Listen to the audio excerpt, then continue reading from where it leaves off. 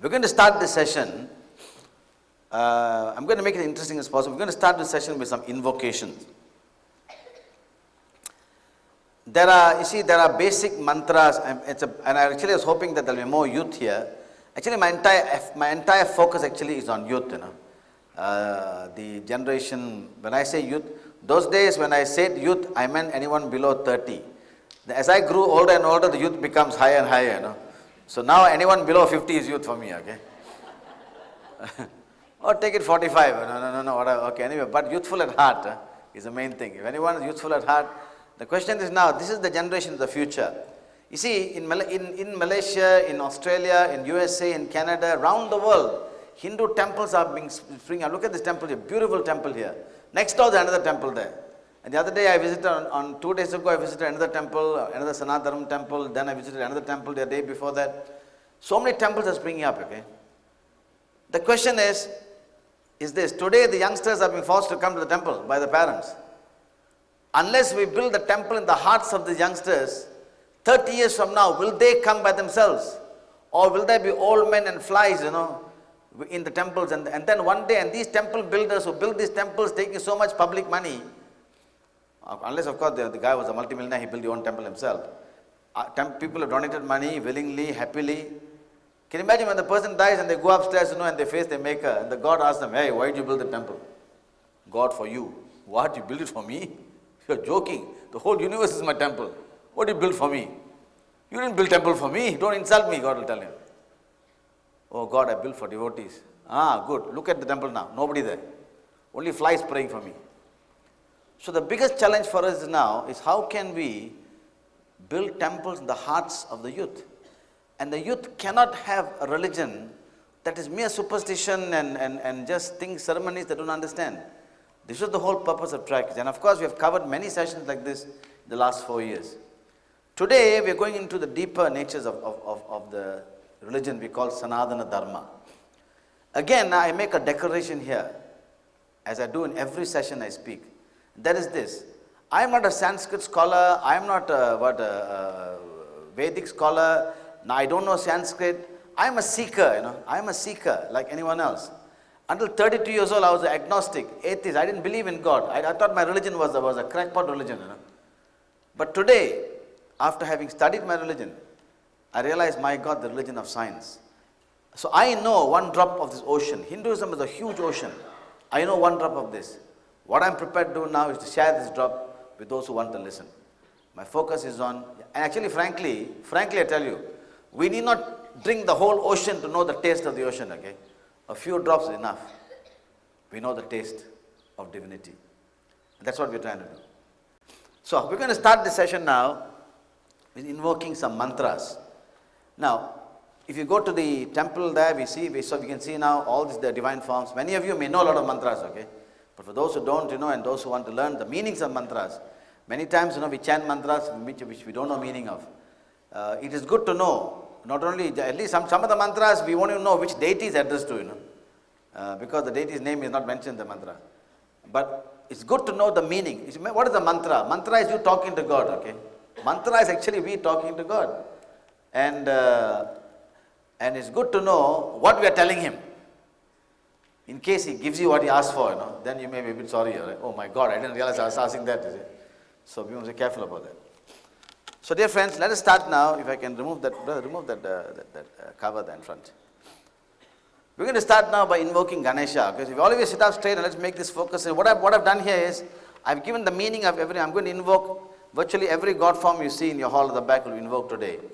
And at least then after that, I'll give you a printout of this also. I'll give the organizer a printout so you all can have the meaning of this now. And if you all want those who are interested to know the meaning. It's not necessary for you to know the word by word meaning. At least generally you must know what you're asking.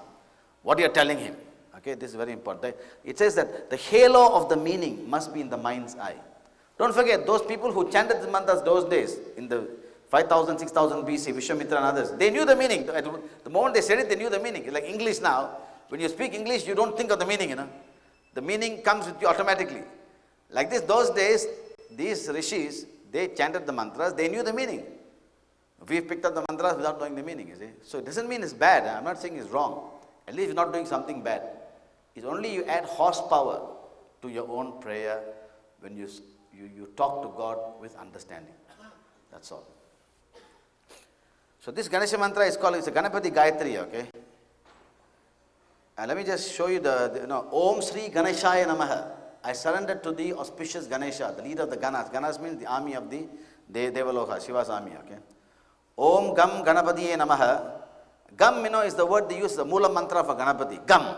That means instead of supposing you want to cancel Ganapati form, you say Gam. That's the Mula mantra of Ganapati without using the form Ganapati itself.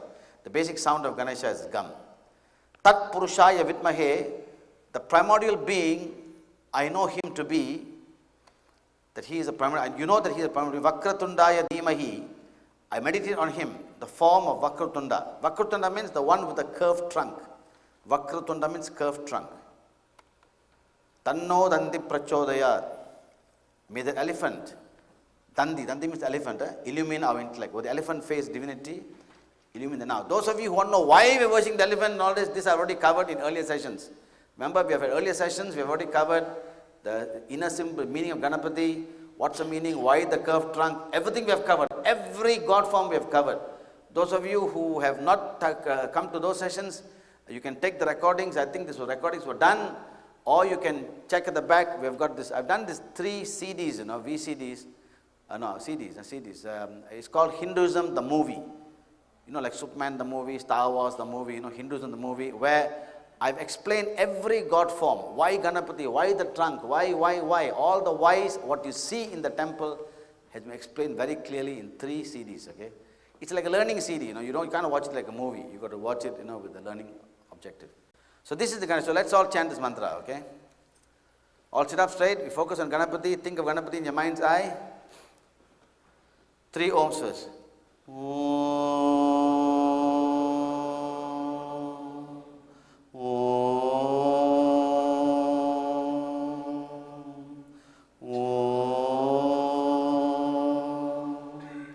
I will repeat the first line, then you follow, okay? Because some of you may not be familiar with this mantra. The mantras which you're familiar with, we can say it together, okay? Om Sri Ganeshaya Namaha.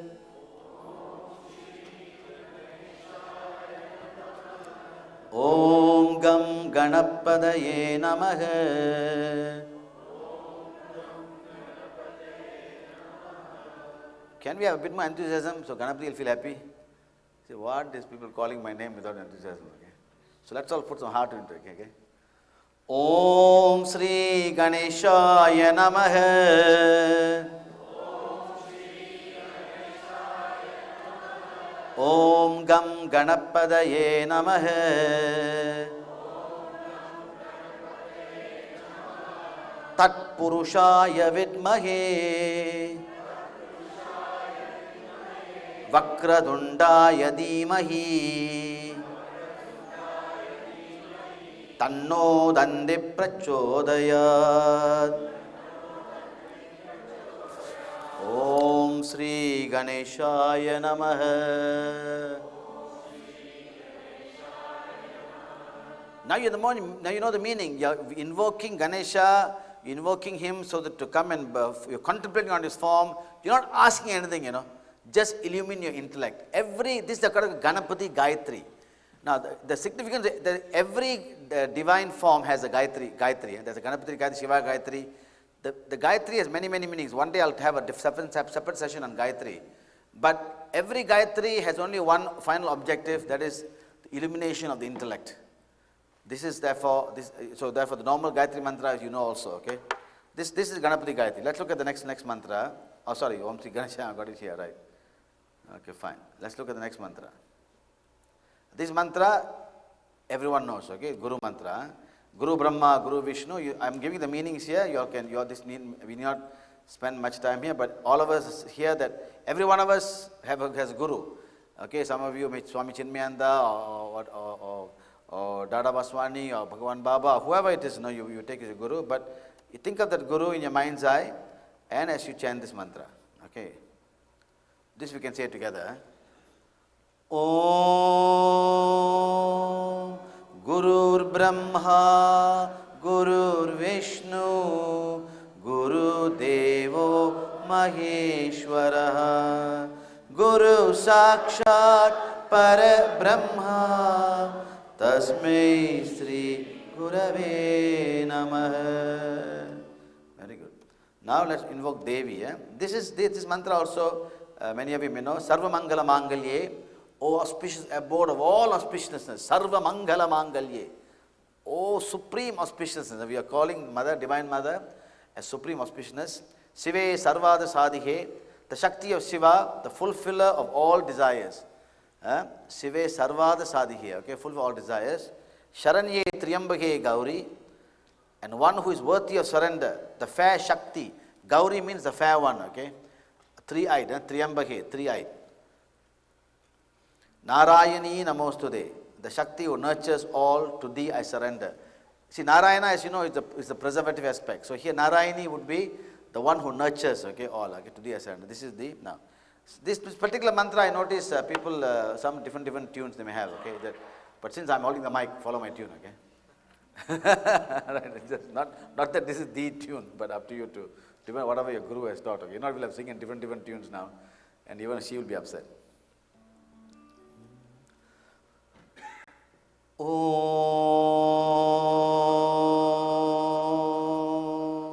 Again.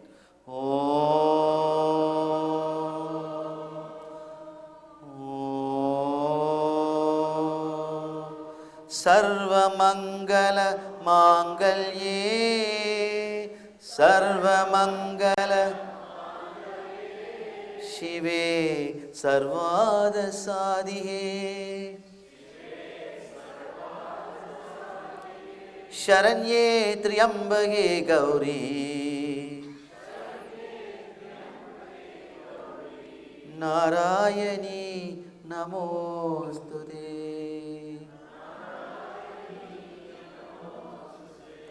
I like this mantra. It's a very beautiful mantra, like talking to Divine Mother. Not. So I mean, what I love this way. I don't know who. Someone has taught us. Some Swamiji taught us this. So all together. Om Sarva Mangala Mangalye Shive Sarvada Sadhihe Sharanye Triyambage Gauri Narayani Namostude. Of course, every mantra has got Om Shanti Shanti Shanti at the end of it, but I'm just going through the mantras now. This is the invocation of Lord Subramaniam, Lord Murugan. Okay, any of you here Murugan devotees? Okay, so there are a few. All right, so this is mantra may not be. Many of the northern Indian people don't know this mantra, but those who are even some of the Murugan devotees may not know, but some may know. Sadhananam Kunkuma Raktavarnam. That means who has 6 faces, adorns the color of kumkum or blood red. Mahamadim Divya Mayura Vahanam, one who is of great intellect, one whose Vahana is a divine peacock. Rudrasya Sunam Surasaidyanadam, one who is Rudra, Shiva's son, who is a leader of the army of the Devas. Guham Sadaham Sharanam Prabattaye. That means I seek Sharan, refuge, in Guha. Guha is another name for Lord Subramaniam, who is a indweller of the heart, they say, okay. Guha is the cave of the heart. Indwelling, this is the, so the mantra goes like this, just follow me.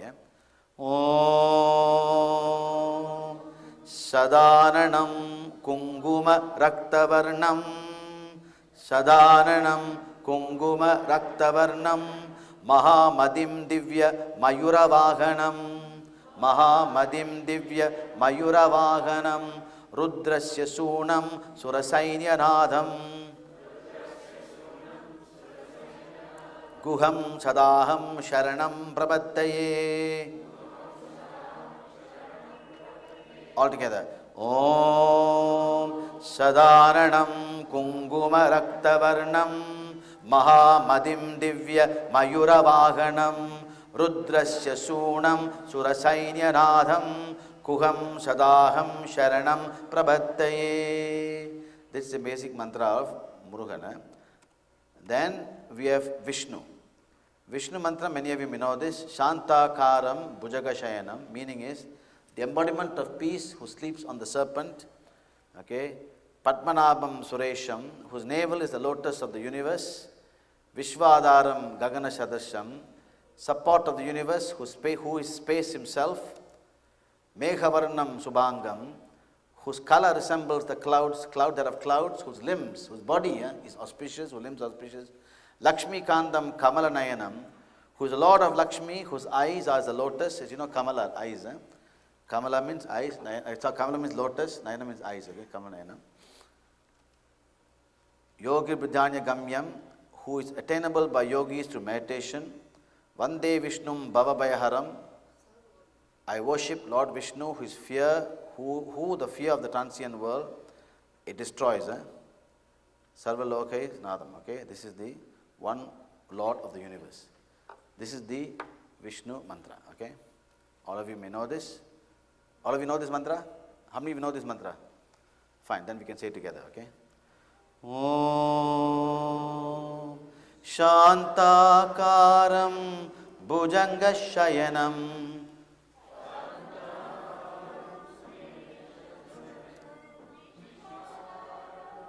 Okay, you see now the point is that the different tunes may be there, okay. So because I'm holding the mic, let's standardize the tune a bit, okay. So then you can, and I'm not, so my main purpose is, whatever tune you use, whatever tune you want to use, it doesn't matter later. But know the meaning, that's all, the purpose of this. So, but time being, since I'm holding the mic, follow the tune. So let me say the lines, you follow this tune, okay. Om Shantakaram Bhujanga Shayanam Ashantakaram Bhujanga Shayanam Padmanabham Suresham Vishwadaram Gagana Sadarsham Meghavarnam Shubhangam Lakshmi Kandam Kamalanayanam Yogi Vidhyana Gamyam Vande Vishnum Bhavabhayaharam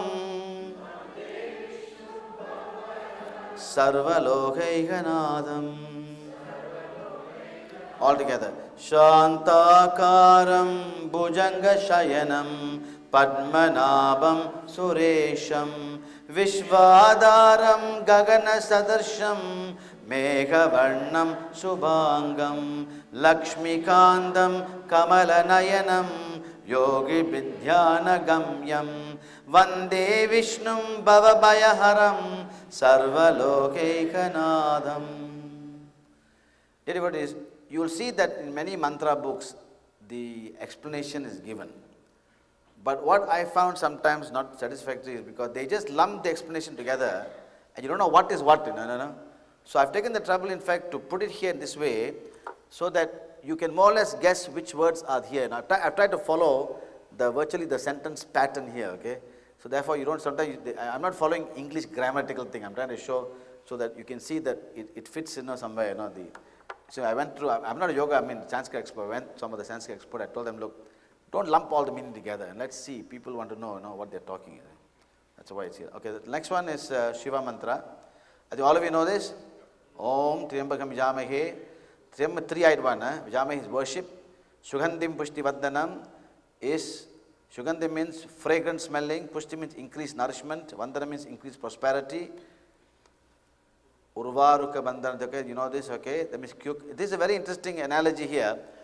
The cucumber, like the cucumber, slipping away from the stem, when it's ripe, without causing a scar. That's the analogy, the prayer is that we slip from the mortal coils, okay. Mrityu is death, Mukshya means may you liberate, Mahamatam for the sake of immortality, okay. So this is they call this mantra the Maha Mrityum Jaya mantra, okay. Maha Mrityum Jaya mantra, Maha means great, Mrit means death. So Maha Mrityum Jaya mantra means the mantra that overcomes death. Okay, it doesn't mean you chant the mantra every day, you're not going to die, okay? At least it means the death. Here, death in Hinduism, when they say you're immortal, doesn't mean your body is immortal. Immortal soul, okay, that's what, okay. And also supposed to prevent untimely death, untimely thing, So this is what they always use this force, the mantra to not invoke that, okay. So please remember that just because you chant the mantra, you cannot say that you're not going to die.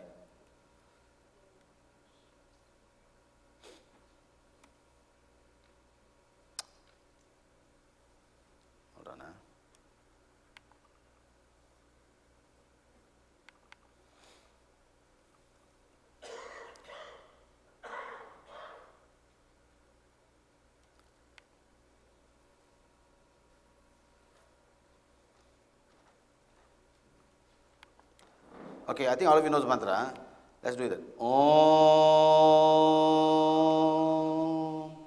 Triyambagam Yajamahi Shugandhim Pushti Vardhanam Urvarukamiva Bandhanat Mrityor Mukshiyama Mridhat Om Hrim Namah Shivaya.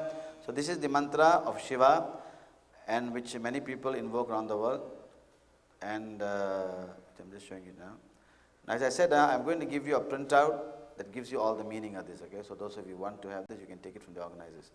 And finally, the famous Gayatri mantra. Okay, Om. I think let's do together now. All of you know the mantra. Om Bhur Bhuvaswaha Tat Savittur Varanyam Bhargo Devasya Dhimahi Diyo Yona Prachodayat. Om Bhur Bhuvaswaha Tat Savittur Varanyam Bhargo Devasya Dhimahi Diyo Yona Prachodayat. Final time.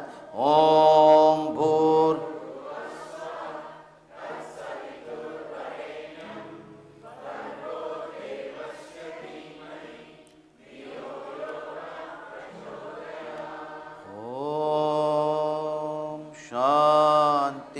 Shanti, Shanti. Now, the very wonderful thing about Hinduism is that those of you who want to chant these mantras, you can chant these complete mantras. But also, every of these God forms has simple Mula mantra. For example, you need not, don't think that God will only give you grace if you chant this mantra, you know. The Ganapati, for example, Om Gam Ganapatiye Namaha is enough. Om Gam Ganapatiye Namaha. That's it. He's happy with that, okay? Okay, so I'm just telling you now, it's not necessary that you must know all the tongue twisting mantras, you know, but I'm just sharing this to you for those who want to know, all right? Guru mantra, of course, that's the Guru, okay? All of you know this. Devi mantra, very simple one word. Om Durga Lakshmi Saraswati Ye Namaha.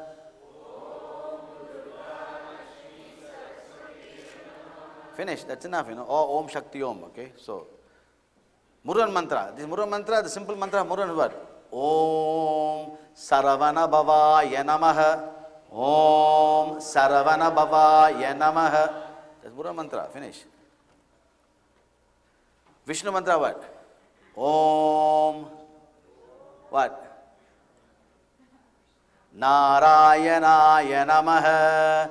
Om Narayanaya Namaha. You know, you see this movie, sometimes Narada going in heavens, you know, Om Narayana, that's what, he's invoking all the time. Shiva mantra, Om Namah Shivaya, Shivaya Nama Om, Om Namah Shivaya, Shivaya Nama Om, and Gayatri is Gayatri. So, Hinduism gives you a lot of options, okay? Up to you to choose whatever you want, whatever makes you happy. Important thing is to be happy when you chant the mantra and feel one with God. Any mantra you are chanting, you don't feel oneness with God, then something wrong, is it? So make it comfortable. This I'll tell you later.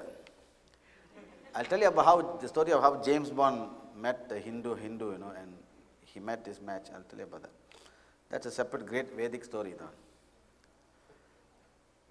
I tell you what is now, the guitar man who playing the guitar is waiting, you know, to sing one song, I think. So let's have one song before we go into the heart of this whole thing.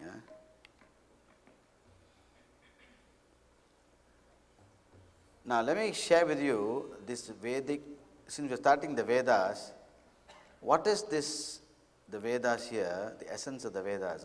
I call the Vedic Mahavakyas. The Vedas, as you all know, there are four major, the Vedic I'll tell you what the Mahavakya is. I call it the song. You see, the great rishis of India, what they did, you know, the entire Vedic Vedas, Upanishads, all in song form, you know. All in song form, it's a mantra form, you know, it's all songs. Why? Because songs people can remember, you see. Prose you can't remember. So they made it into poetry, songs like this, so that it can be chanted easily and remembered. The same principle now that I'm going to use now for us in modern times to remember these mantras, these Mahavakyas. What is a Mahavakya? Firstly, let me start by saying here that the Vedas represent two things, Sathya, truth, and Shakti, power. Two things now the Vedas represent, Sathya, truth, and Shakti, power. Remember this, okay? Whatever Veda telling us is the truth now and how to energize divine power. That's it. And the power of energy of truth. The 4 Vedas are the Rig Veda, Sama Veda, Yajur Veda, and Atharvana Veda. The 4 major Vedas. There were many other Vedas, okay, but all will disappear in time. The one person, in fact, we don't know who are the authors of the Vedas. We don't know who are the great spiritual saints who, in fact, brought the Vedas to us. But the one person who didn't invent the Vedas, who didn't compose the Vedas, but he put in writing for us, and therefore till today it lasts, is who? Who? Veda Vyasa, okay? Veda, this is called Veda, his name is Vyasa, but it's Veda Vyasa, they call him because he's the one who, in fact, put it down in writing. He didn't compose the Veda. There were other great rishis before him who did this. But what he did for mankind was, he put this in writing for all of us. So there are 4 Vedas, he captured this 4, okay? Which basically is what he brought in all the different saints, people, what they were saying, and put it into 4 Vedas. I'll talk about this in detail a bit later. Now, every Veda has what is called a Mahavakya. Mahavakya means grand utterances, a great truth. That means every Veda, the Veda is a huge volume, thousands of verses. But the one core, key, Maha means great, Vak means word. One great Vakya, one great word or one great sentence that tells us the essence of the Vedas. It tells us, basically it tells us what? The nature of God or what you are. What is your nature? That's all. The Vedas actually, the wonderful thing is, the Vedas actually, later when I go in detail you will see, the Vedas actually tell us who we are, that's all. The Vedas' job is to tell us whom we are. Why and who we are, why we behave the way we behave, why we behave something funny, why we behave something not so funny, all explain the Vedas.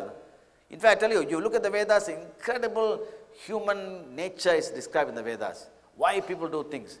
Later as we go to more advanced sessions, hold on, where's my mic man, sound man? Alan?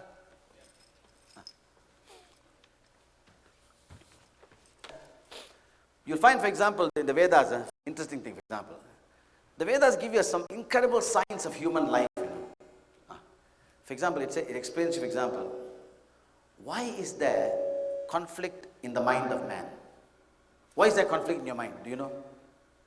And then, why is there conflict between people? It explains. It explains very scientifically why. Sometimes you'll find, that in religious organizations, not here, but in other places, in temples, in churches or anywhere, you find a lot of conflict within the temples, within the churches, among committee members.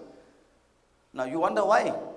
Why would an organization, a spiritual organization, dedicated to love and unity, have conflict within? And the Vedas explain scientifically why such a thing is happening. It is an incredible phenomenon. And as we go on, we will see these things, this truth coming out. But time being, I'm going to focus on the Mahavakyas. Bit softer, slightly down. The first one is Prajnanam Brahma.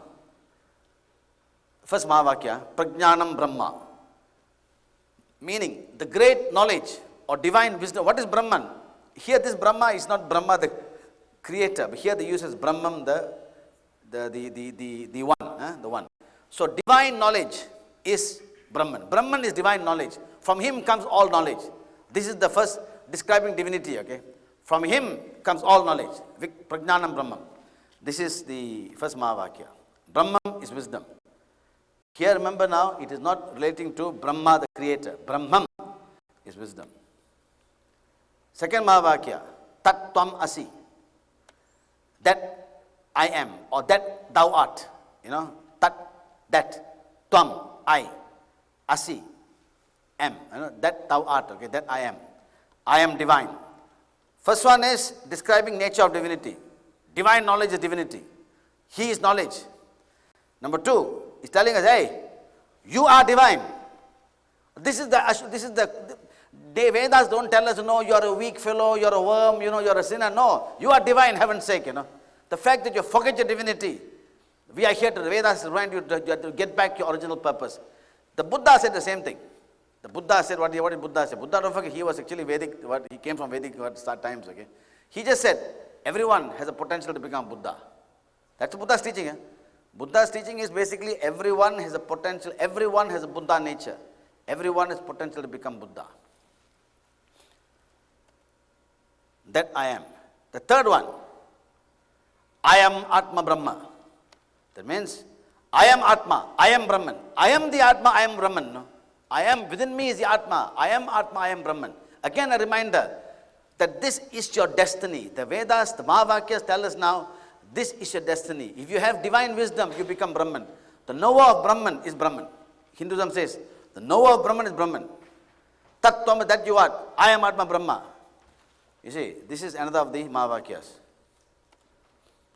My Atma is Brahman. And the fourth one, Aham Brahmasmi. I am Brahman. Aham, I. See, the Aham, you have heard of Ahamkara. Ahamkara means ego. Aham is I. Ahamkara, the ego manifested outside becomes Ahamkara ego. Aham is I. Everyone has his I. Okay? Ahamkara is small I. This is the big I. So I am Brahman. So again and again, imagine now the four marks, the grand utterance of the Vedas is just to remind us again and again, you are divine. You are divine knowledge, you are divine, that is it. Keeps on hammering us now. Don't think you are small. You have divine nature inside you. Manifest the divine nature. This is the call. That's why Vivekananda said, arise, awake. You know Vivekananda's call. Everyone who knows the famous Vivekananda's call. Arise, awake, and stop not till the goal is reached. Everyone thinks that's Vivekananda. No, Vivekananda picked it from the Vedas. It's in the Vedas. I thought for a long time Vivekananda invented it. But one day I checked, it was in the Vedas somewhere. No, he picked the Vedas and mentioned it. Okay? So it's incredible. Now, how are you going to remember all this? You're not Vedic scholars. Neither am I. I also find difficulty. I am very bad in languages. You know? So I make into a song. Then I remember easily. The ancient rishis taught their students the greatest truth through songs. Let us do the same. Hear the song to help one remember the Mahavakyas. So dear friends, I am now just using a technique my ancestors used. Simply because not for your sake, I use it for my sake actually first, so I can remember these words. How can I remember? Sometimes you non-Indians, like Alan here or others, may think, wow, you Indians, you look at these words, you know what it is. Frankly, we don't know. It's like double touch to us also. We also haven't got a clue what it is. We also pretend that we know because we're Indian, but we don't know. But now, we try to, we give an aura, everything. But now through the song, we know, okay? The Vedic, I call it the Vedic Mahavakyas, the song. Okay? I'm going to put the whole song down. That's how it goes. All right. Slowly, Okay, Vedas, Purusha means divine. Okay, here the first word, of course, not from the Mahavakyas. Veda Purusha, that means, the divine Purusha who gave us the Vedas. The Vedas, who's about. You represent truth, you represent power. That's what it means, okay? That first meaning. The rest of it you all know, okay? I already told you all. Veda Purusha Sathya Shakti. Sathya Shakti. Prajnanam Brahma Tattvam Asi. Prajnanam Brahma Tattvam Asi. Veda Purusha Sathya Shakti. Veda Shakti. Prajnanam Brahma Tattvam Asi. Prajnanam Brahma Tattvam Asi. Stop. You see, I'm very impressed. Some of you sitting down there as though your hands cannot clap. You know what's wonderful? This old auntie here, sitting here, second row, she's clapping the hand and singing loudly, Okay, all of you follow the auntie. Auntie, can you stand in front and show them how to do it, auntie? See, the auntie, must show the example. She actually, I guess, she stand there clapping and singing away. Come on, all of you, follow the auntie. Auntie, show the example, auntie. Veda Purusha Sathya Shakti. Sing loudly. Sathya Shakti. Prajnanam Brahma Tattvam Asi. Prajnanam Tattvam Asi. Veda Purusha Sathya Shakti. Prajnanam Brahma Tattvamasi. Brahma Tattvamasi.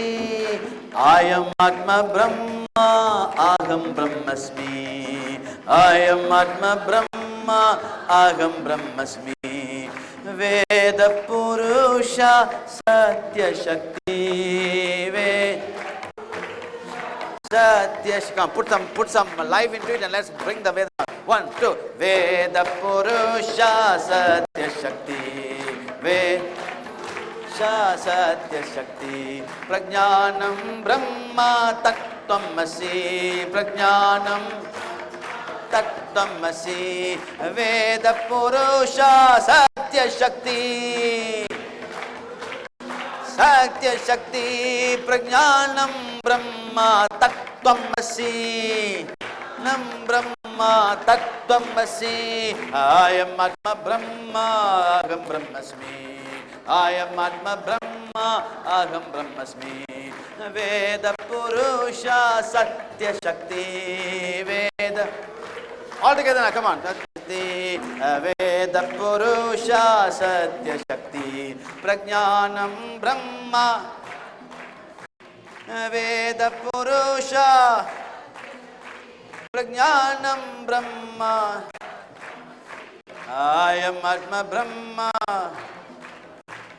Veda Purusha Sathya Shakti.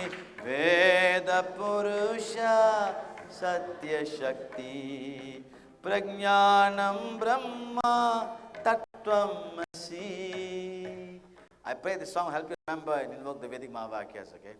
Which is actually the end of all endeavor. The way Vedas tell us now, the end of all human endeavor is to realize your divinity. That is what it says, okay? So this is what. So hope you remember the song? 1, 2, 3.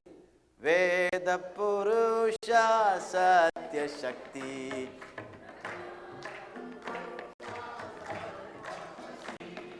Veda Sathya Shakti. Prajnanam Tattvamasi. Brahma Aham Brahmasmi. Veda Purusha Sathya Shakti. I tell you, even Vyasa could have done better. That is very good. You see how you remember, you see how the rishis those days, they made all these Vedas through songs. So the Vifulas can remember this in a very, of course, we were not singing those things, but at least now you know. Now, see now, none of you knew any line of the Veda before, right? Today you know now. Anybody asks you, what is Vedas? Aham Brahmasmi. Can you imagine? You know anything? Actually, it's so shameful. Huh? If I ask a hall full of Christians, tell you one word of the Bible, everyone will tell you a whole paragraph of the Bible. Ask a hall full of Muslims, one verse of the Quran, they'll tell you whole verses of Quran. Ask a hall of Hindus, one verse of the Vedas. The sound of silence. Worse than the Silence of the Lambs, the movie. Have you seen Silence of the Lambs movie? Worse than that. Now you all know. Hey, what do you know of the Vedas? Aham Brahmasmi. How you must say was very important. Don't say Aham Brahmasmi. Immortal soul, no. Tattam Asi. Like this. So, okay, before we are through today, you're going to learn a few more words from the Vedas that give you great ultimate truths, okay? Then you can throw this casually. You must throw it casually, I am Atma Brahma. What is meaning? That you must remember also, okay? Sure. Now, dear friends, we shall now go into some of the knowledge aspects of it. Now, I call these sparks of the divine fire glimpses of the Vedas. Simply because, don't forget that this particular subject is an ocean. I cannot in these 2 days give you the ocean. I will give you glimpses, and if you all are interested, then it goes on and on and on. As long as I can present this thing, I will give it to you. We'll pick up, we'll go deeper and deeper and deeper into this. Now we are wading in the shores of this ocean. But first question that people, many of you who know me will ask, of course, is, why am I doing this? Now many of you know that I am involved in the Sai movement. And actually my whole life has been, from 32 years old, it's been just laughter, love and songs and seva. Love all, serve all has been my motto. I've been going around the world. In Malaysia, we've done a lot of service programs. And this is what I've been taking and doing in my life, okay? Why am I suddenly now doing this? Why am I going to the Vedas? When I know that all I need is love all, serve all. I'm telling you the truth, eh? All you need is love all, serve all, I need not read the way, to get God's grace, to know and you did not read all the Vedas. How do you think the Vedic scholars, you think Ramakrishna Paramahamsa and all this read the Vedas? No, they knew the knowledge. Knowledge came to them. As you love and serve and serve and serve, the knowledge will come to you. This is the assurance of the Vedas. No great saint and sage read books, They did, and they tapped the cosmic consciousness. Then why am I doing this? Very simple, a good question. You see, my guru is Bhagavan Baba, okay? Same as everyone has guru. And I take whatever he says, I do. And sometimes, so what I did, I'm telling this, okay? So the answer to this, number one, in full direction of my divine guru, Bhagavan Sathya, he said something fantastic. Way back in 1972, during a summer course in spirituality, Baba gives a lot of talks on Indian culture and spirituality, to make he doesn't call it track, when he calls it Indian culture and spirituality. He declared the following, very interesting, watch his words. There is no need to read all the textbooks. The one thing you should practice and that you should have in your heart is prema. That's it. So then, but he continued and said this. He said, but because the ancient rishis of India had handed over to us the sacred texts, which are full of meaning, it is our responsibility, the responsibility of all Indians, to read them, to try and understand them. We should also put into practice what is contained in them and hand over the essence and the things they say to the rest of the world. This is what I'm doing. This is what I'm spending, though 3 weeks after my son's passed away, I'm coming here because my guru has said, this is what you must do. Though prema is the thing we have to have, but because our great rishis of India have passed his knowledge on to, it's our responsibility of all Indians, to read them, to try to understand them, put them into practice. So I'm trying to read them, I'm trying to understand a fraction, I'm trying to put into practice, And perhaps God designed this particular drama in my last 3 years is to show that can you put into practice what you're telling, the world. And hand over all the essence and things to say to the rest of the world. So this is, no one can challenge why I'm doing this, okay? Though people ask why I'm doing this, I'm telling you this, a lot of people question. Not the non-Sai people, Sai people. How does one find or realize God? This is what the Vedas, whole thing about. Vedas will tell you, Hinduism never tells you, go and find God. Find where? Realize. Ultimately, realize what? Realize that divinity pervades. Realize divinity is in everyone. Realize divinity also in yourself. That is the realization they want. Okay, this entire Vedas talk about this. So we shall go into, however, the Vedas talk. Can you all see this? Can you all see that? Okay, we can move the last page here. The Vedas talk of not giving attributes and discovering God. They don't say God is the biggest, God is the smallest, God is this, God is handsome, God. They go by a series of negation. Netty, not this, not this. No, God is not the biggest, not the smallest, not the most handsome, not. Why not? Because you cannot describe him. If you say he is the most pretty, like Saraswati is the prettiest, compared to whom? Aishwarya Rai? Compared to whom? If you say he is the most handsome, compared to whom? Shah Rukh Khan? Compared to whom? Your version. You go and ask an American guy, who's Shah Rukh Khan? Shah Rukh Khan? I prefer Mel Gibson, I'll tell you. So not the most handsome, not the most pretty, not the biggest. Why not the biggest? Because according to you, what is your understanding of biggest? You say biggest is the sky. What is sky? Nothing. 1 light year. Can you imagine 100 light years? You can't even imagine 100 light years. So your perception of biggest is more tiny. What is smallest? God is not the smallest. Why is not smallest? What did you understand? Smallest is like a hair, you say. Atom. You say atom. Even atom. You can't even imagine atom, yet you say atom. So forget trying to measure God by your understanding of beauty, of size, of grandeur. He is greater than all this. He is not this, not this, not this, not this, not this, not this. Finally, you cannot explain anymore. That is He. Because, see, there is Gunatirtha, beyond language. If you can describe him, he is not Brahman. If you can describe him, he is not Brahman. That's the meaning of it. Last time I mentioned to you about this. Another great civilization that understood the secret of the Chinese, the Tao. The Chinese call the Tao, T-A-O, Tao. Tao means the way. The way. That's the secret, the way. What is the way? They said, that which can describe way is not way.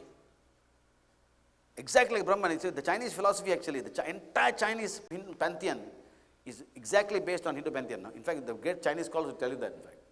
In fact, you know the Chinese have this in the entire Chinese pantheon. For example, in Hinduism, we have got the Hanuman. In Chinese pantheon, they've got the monkey god, okay, they call Chaitin Taising. They've got exactly same parallel figures there. Kuan Yin, goddess of mercy, is Lakshmi. You know, if you look at, any of you have seen the goddess of mercy a picture or a statue, you'll see she wears a red dot here, a dot in the forehead, okay, goddess of mercy. So Chinese scholars will tell you that, okay, that they've got this. But the Chinese have adapted the entire pantheon and made into their own system, you know, which is a wonderful thing. Except they also poor things, you know, they don't understand much of symbolism also, you know, it's great symbolic languages there. So, not this, not this, not this. What you can describe, therefore, ultimately, gunatirtha, beyond guna. You cannot describe this formless divine. It's the first message, the Vedas tell you. You cannot, he is beyond the gunas. He is inconceivable, just. Therefore, because the formless divine, how do you worship the formless divine? Then the great rishis prayed to God, God, how can we mortal people, ordinary people, pray to the formless? Then the gods gave the way, they gave them visions through form. Through form, let them slowly go to the formless. Like the child needs to hold this table, you know, to walk. Then, when you become strong enough, the child will then say, now I can go. Like this, form will lead you to form. Krishna in the Bhagavad Gita says, don't think you can only worship me ultimately through form. You must go beyond form. Krishna himself says in the Gita, go beyond form. Very, very clear. Number 2. What is the meaning of neti concept? This is a beautiful explanation. A servant is searching for the master in a dark room. Okay, there's a dark room. The servant knows the master is there. He's searching for the master. Watch now. How do you understand that? Not this concept, okay? And he touches many objects. Not this. Not this. Like this, you know. He knows what is not. He knows what is not. When he finally touches the master, that's him. I know him. You imagine now you're in a dark room, husband is there in the dark room, you're touching and finding where husband is. Touch the wood, okay, that may be his head, but you know that's not him, okay?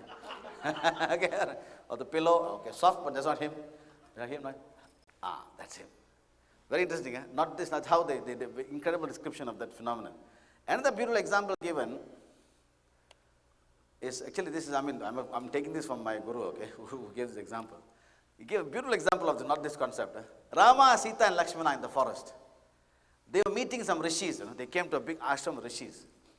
And the ladies asked, so imagine the ladies sitting one side and all the men sitting one side. So the ladies asked Sita who her husband is. Because Sita is not shy, you know, she put her head down. She did not speak also because not mentioned, Hindu lady is not supposed to mention husband's name, you know. Nowadays, you know, but those days. Then, so what the ladies do, they point to various people and Sita shakes the head like this, no, Dhawan, just shaking her head. They point to Rama and Sita just smiles happily. She doesn't even say yes. They point.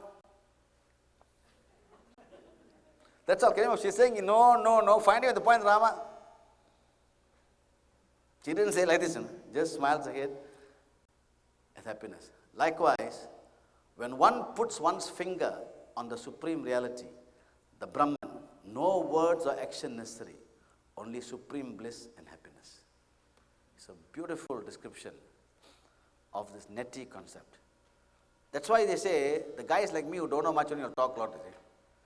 The great rishis, once you realize they won't talk also. What do they talk? So you find all the guys who don't know, haven't reached there, will keep on talking again. So one day you find, you invite me, I don't come anymore, then I've already put the finger, I've already put the finger on the supreme thing, or I've already gone to meet him. Possibly a second, will be more likely. Isn't it a very beautiful description of this whole concept of nothing? Okay, no? Right, very nice, very beautiful. How is the searching done? How is the searching for the supreme thing done? Okay. We are enamored, all of us are enamored by Western civilization, science and technology. We are. Okay, all of us used all this technology is Western, no question about it. No? The hidden persuaders compel us to seek happiness in the external world. You know what the hidden persuaders? Okay, advertising. Advertising called the hidden persuaders. No, you don't want to buy something, but after you put so many times on the TV, you say, I must have it. You don't need it, but after some time, you feel you must have it. Especially children, they'll bug you. Oh yeah, I must have it. It's called the hidden persuaders. They slowly persuade you to buy things you don't need. They create desires in you that previous no desire. After 3 TV shows, you must have it. How do you do it? How do you live before that? I don't know how I lived before that. Now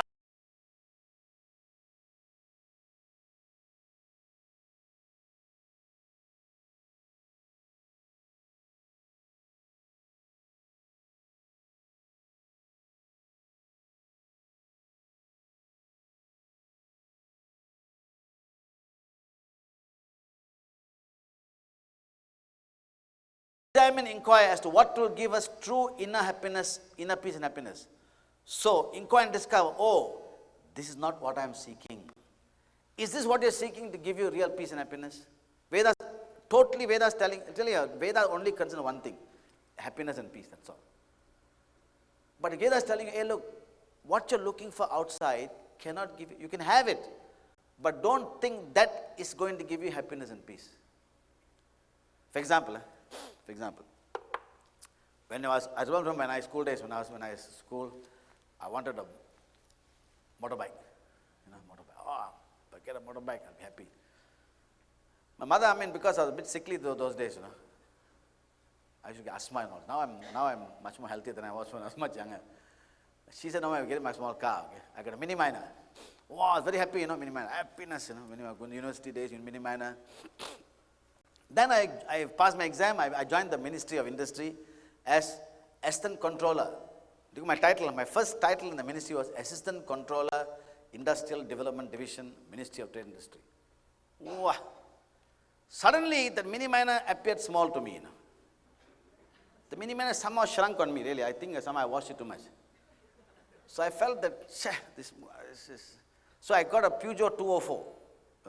That is a mini minor was about, I think, 800cc. This is about 1200cc, 204. Then I got promoted to director. Then I was promoted to director investment promotion of the division. Suddenly the 204 shrunk also, too much washing. And suddenly I felt, 204. Then I got a Fiat 132 GSL, 1800cc. So then I felt this will be more comfortable. Then I got promoted to the Director General, the Deputy Director General. Suddenly I found this car also too small suddenly. All these cars shrink over time. Some of you may notice, okay? What was you happy about last time, suddenly you're not happy with it, okay? And it is that time actually that when Bhagavan Baba's message actually of sealing and desires came to me, He said, hey, hold on. I'm allowing the world to measure me by the cubic capacity of my car. I was allowing the world to measure me by the cubic capacity of my car. I said, no more, finish. So I realize now that the thing, these things, can't give us happiness. What is it that can give us really? What are we seeking now? We want inner peace and happiness. Okay, then after I graduated, then I got married. Then you can you imagine, you graduate, then you get a job. If I get the job, I'll be the happiest person in the world. You get the job. Then you find you're miserable in the job. The boss is bad to you, your colleagues are bad to you, overnight work, this, then you have so much work to you. Miserable, okay. Then one day you go to somewhere, you see this beautiful girl, okay. Or you see this handsome boy.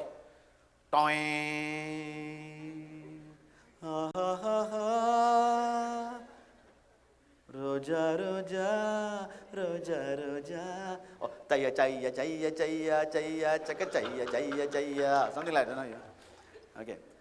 Anyhow, so you sing all the songs and you run around the coconut tree. Here no coconut trees. What do you do? I don't know what Indians do here in America. No coconut trees here. What are you going to do? Anyhow. So, whatever it is, then after some time you can marry. Okay, then there's happiness. I got this girl. Happiness.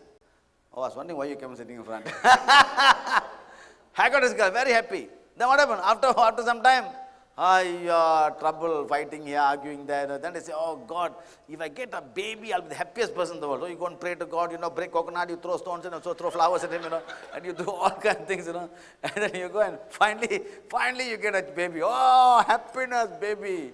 Do you realize when your baby is born, people cry with joy, Oh, darling, you look good, nice, darling. When the flesh is 18 years old, you're still crying,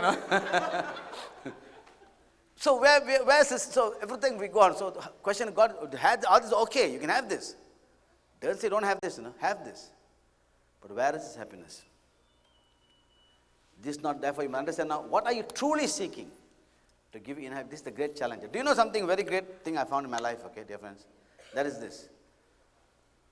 The people you empower in your life to give you happiness. So when you marry someone, girls, you marry somebody, or the boys marry someone, you at once empower the husband or you empower the wife to give you happiness. The same people you empower to give happiness also have the power to give you sorrow. It's a great law of life. The child is born. The child that can give you so much happiness is also empowered to give you sorrow. Law of life. This is the incredible. So this you must remember that everything is transient. But the Vedas tell us this one thing, to go for this. But understand, that is not the source of your happiness and peace. So, thus from the transient pleasure, it guides us to seek happiness within. It's, hey look, you are the own source of happiness and peace. You must look for happiness and peace within yourself. This is what Vedas said. Don't give power to others to make you happy. Don't give power to another person to make you miserable. You are the source of your own happiness. You are the source of your own joy. This is a great challenge. It's not easy. Because very easy for us to give power to others, So this is the Vedic teachings. Therefore, the journey within, we always ask, who are you? Where do you come from? Have you ever, remember, who are you? Where do you come from? But Vedas tell us, no, where are you going? Vedas guide us to change the mode of questioning. Vedas say, ask, who am I? Who am I? Where did I come from? What is my destination? Am I the body? Am I the mind? This is the teachings the Vedas tell us, okay? Go through this process. Ask, who am I? What am I doing in this world? Why am I here? Am I here just to eat, sleep, mate, and die? Is that my reason why God put me here? What is the purpose of my life? It is not to make you miserable, like to make you understand finally you are divine. I have asked these questions often. That's why I'm doing what I'm doing. I challenge. For me, life becomes, people say Hinduism is a fatalistic religion. Nonsense. Nonsense. You know what Hinduism says? Hinduism says, you, in the way that the Bhagavad Gita tells you a very powerful word. It says, you are your own best friend. You are your own worst enemy. It's true. The helping hand you seek is the end of your arm. You can make this life an adventure, or you can make this life a mediocrity, day-to-day living, and you die and no one knows whether you exist or not, except your family members. Choice is ours. So this is the question they ask now, okay? We say, now this is one wonderful thing the Vedas teaches, okay? We say, my pencil, my pen, my shirt, my watch, we say that, okay? Now, Vedas tell us this. We also say, my hand, my eye, my body. My eye, my hand, my body. Yes or not? Hello? Right. You don't say my husband's hand, okay? Unless it's his hand, okay? Who is the my? Vedas question, who is the my? When you say who is the body? So this is the question they keep asking. When you say my pencil, my means separate pencil. My means my pencil, my is separate, pencil is separate. Yes or not? You don't say I am the pencil. So Vedas say thus. When you say therefore my body, my mind, you are yourself saying, that means somebody else owning this, Somebody else owning the eye, somebody else owning this hand. You don't say I am the eye. You don't say I am the hand. Vedas keep reminding us this, okay? You are not the owner. There is some other owner. Seek this owner. The teaching in the Vedas takes us to the statement, this is not I. I am not the I am not the pen, I am not the book, I am not the watch, I am not this hand, I am not the shirt. Then what am I then? Where are you? Who are you? Ultimately, this is the realization. Until we realize what is meant by this I. You go for not I, not I, not I, not I, until I. This is the teachings of the Vedas. And it's a very powerful teaching. As I mentioned earlier, to whom should we empower our happiness, contentment, and peace? Sukha, Shanti, Sanchos, 3S. Whom should we empower this to? Whom should we give? Can you imagine the devotees? Dear friends, whom should we give power in this world for our happiness? Whom should we give the power to make us peaceful? We give the power to everybody else, Can you imagine? We give the power to our motor car to make us happy. You buy a new Mercedes Benz, wow, happiness, Wow, I got a new Mercedes Benz. Then somebody scratches the car next day. Oh, you're miserable. Che, look at this guy scratched my car, You see, I'll tell you how the power of my car, oh, miserable. Che. So I got this Mercedes Benz I bought. Beautiful, beautiful. How do you call it? S-Class, S-Class. S-Class, beautiful, shining. Then somebody scratched it. I'm miserable. And then what? Alan will come and tell me, Jaga, come on, I'll say, it's okay. I want to scratch. What are you feeling so sad about, I'll say, hey, Alan, come on, you don't know, this car I bought, your beautiful car. I'm miserable. Then about a few days later, Alan strikes lottery, and he wants to buy my Mercedes. So I sell my Mercedes to Alan. I sell the Mercedes to Alan. And then at the moment I sign the paper and I get the money, Alan goes and smashes the Mercedes, half the side is gone. I'll tell Alan, come on, it's only a car.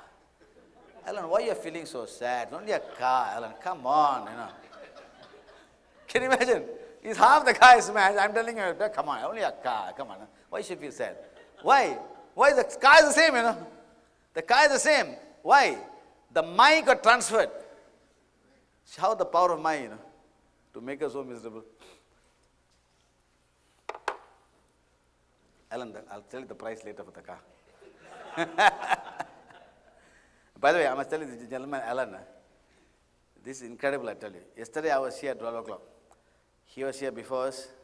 He was alone, in fact, in this hall with one of Rohan. And he set up all this sound system. And then what he did, you won't believe this. This is Karma Yogi, really Karma Yogi. After he set the sound system, he started taking all the chairs and trying to arrange all the chairs, I was doing some work in the computer. I felt so bad that I started, helping him to arrange the chairs.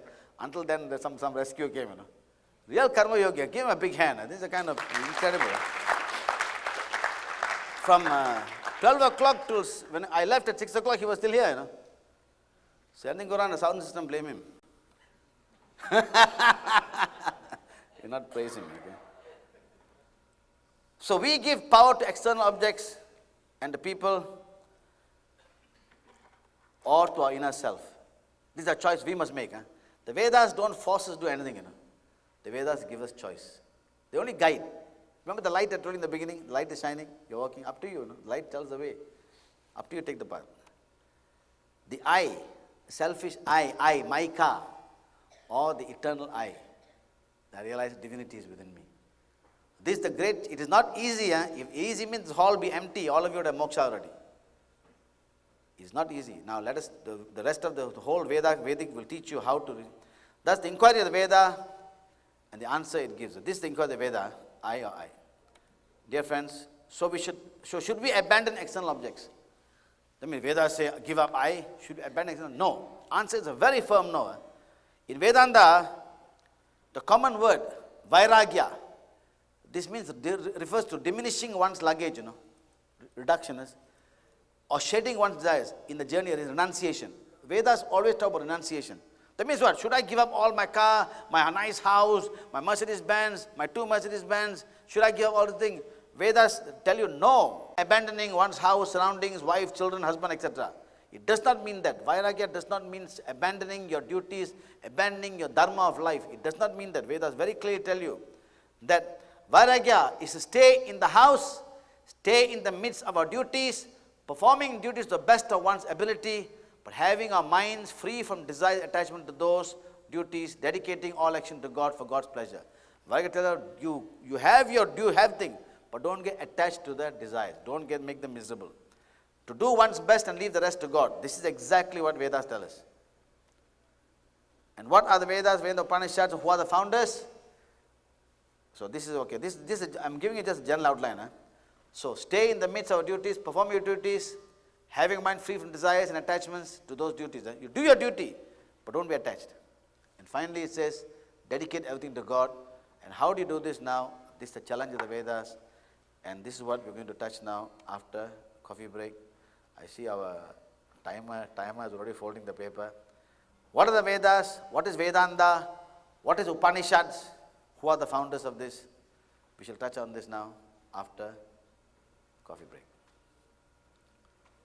Dear friends, is this subject of interest to all of you? Hello? Yes. How many of you feel it is interesting? Okay? Very good. Okay, then we shall continue. I shall give you, this, so far, see, I'm just giving an overview now. I'm giving a big sweep, a big picture, And then inside we'll see how to achieve all this. See, this is all ridiculous. It's not easy stuff, All